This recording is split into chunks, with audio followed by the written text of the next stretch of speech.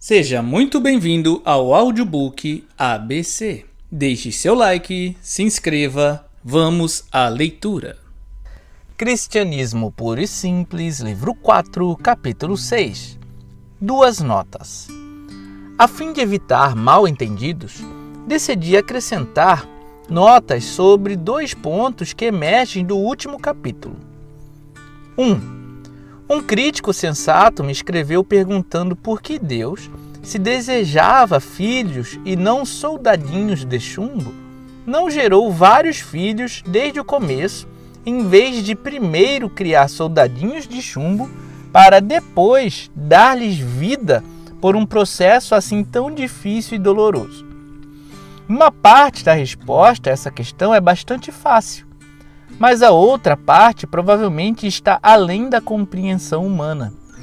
A parte fácil é a seguinte: o processo de se transformar de criatura em filho não teria sido difícil nem doloroso se a humanidade não tivesse se distanciado de Deus séculos atrás.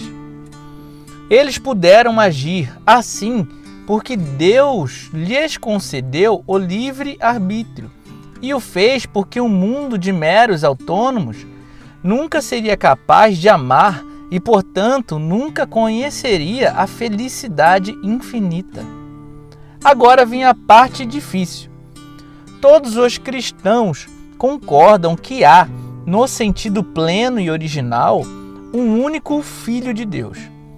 Se insistirmos em perguntar, mas será que não poderia haver vários? Vamos mergulhar em águas bastante profundas. Será que as palavras poderia haver têm sentido se aplicadas a Deus?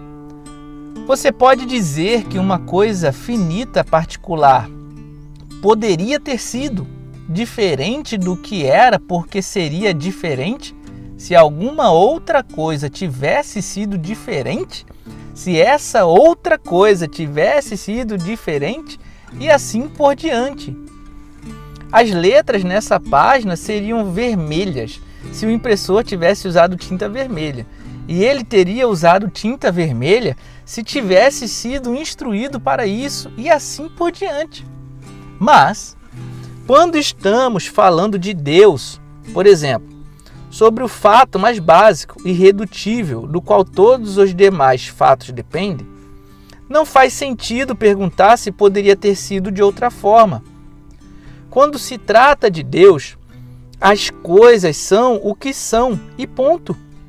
Mas, independentemente disso, tenho dificuldade com a pura e simples ideia do Pai gerando muitos filhos desde a eternidade. Para serem muitos, eles teriam de ser, de alguma forma, diferentes uns dos outros. Vamos supor que 2 moedas tenham o mesmo formato. Como podem ser 2? Ora, ocupando lugares diferentes no espaço e contendo átomos diferentes. Em outras palavras, para pensar nelas como diferentes, tivemos de introduzir o espaço e a matéria. Na verdade, tivemos de introduzir a, entre aspas, natureza, ou o universo criado. Posso entender a distinção entre o Pai e o Filho, sem introduzir o espaço ou a matéria, porque o primeiro gera e o outro é gerado. A relação de pai para filho não é a mesma que a do filho para o pai. Mas, se houvesse vários filhos, todos eles teriam uma relação idêntica uns com os outros e para com o Pai. Como eles se diferenciariam uns dos outros? É claro que não se percebe a diferença à primeira vista. Primeiro, achamos que somos capazes de formar a ideia de vários filhos, mas se pensarmos direito, descobriremos que a ideia só parece possível porque eu os estava imaginando vagamente como formas humanas reunidas no mesmo tipo de espaço. Em outras palavras, embora eu aparentemente estivesse pensando em algo que existisse desde antes da criação do universo, na verdade, eu estava introduzindo a imagem do universo clandestinamente inserindo esse algo nela. Quando eu paro de fazer isso e ao mesmo tempo tento pensar no Pai gerando vários filhos antes de todos os mundos, não estou pensando realmente em nada. A ideia se dissolve em meras palavras. Será que a natureza, o espaço, o tempo e a matéria foi criada precisamente para tornar possível a diversidade? Será que não há outra forma de obter vários espíritos eternais, exceto criando primeiro muitas criaturas naturais no universo para depois espiritualizá-las? Mas é claro que tudo isso não passa de mera especulação. 2. A ideia de que toda a humanidade é, em certo sentido, uma só coisa, um organismo imenso como uma árvore imensa, não deve ser confundida com a ideia de que as diferenças individuais não importam ou que pessoas reais, Tom, Noe, Kate, são de alguma forma menos importantes do que coisas coletivas, como classes, etnias e assim por diante. As duas ideias são, inclusive, opostas. Coisas que fazem parte de um só organismo podem ser bem diferentes umas das outras. Coisas que não são podem ser bem parecidas. Moedas de 10 centavos estão separadas, mas são bem semelhantes. Meu nariz e meus pulmões são muito diferentes, mas eles só estão vivos porque fazem parte do meu corpo e compartilham da vida comum dele.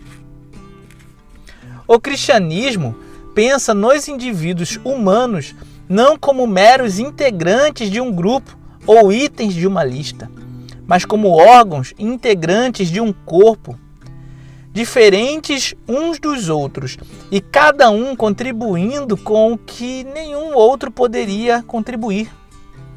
Sempre que você se pegar desejando transformar seus filhos ou alunos ou até mesmo seus vizinhos em pessoas exatamente como você, lembre-se de que Deus provavelmente nunca desejou que eles fossem assim. Você e eles são órgãos diferentes, designados para fazer coisas diferentes. Por outro lado, quando você é tentado a não ligar para as dificuldades de uma pessoa, porque ela não é problema seu, lembre-se de que, embora ela seja diferente de você, ela faz parte do mesmo organismo que você. Se você se esquecer de que ela pertence ao mesmo organismo que você, vai se tornar um individualista. Se você esquecer que ela é um órgão diferente de você, se quiser suprimir diferenças e tornar as pessoas todas iguais, vai se tornar um totalitário. Mas um cristão não deve ser nem totalitário, nem individualista. Confesso que sinto um forte desejo de lhe dizer, e suponho que você sinta o mesmo desejo de me contar. Qual desses dois erros é o pior? Essa é a armadilha do diabo. Ele sempre manda erros para o mundo em pares de opostos. E sempre nos incentiva a passar um bom tempo quebrando a cabeça para decidir qual é o pior.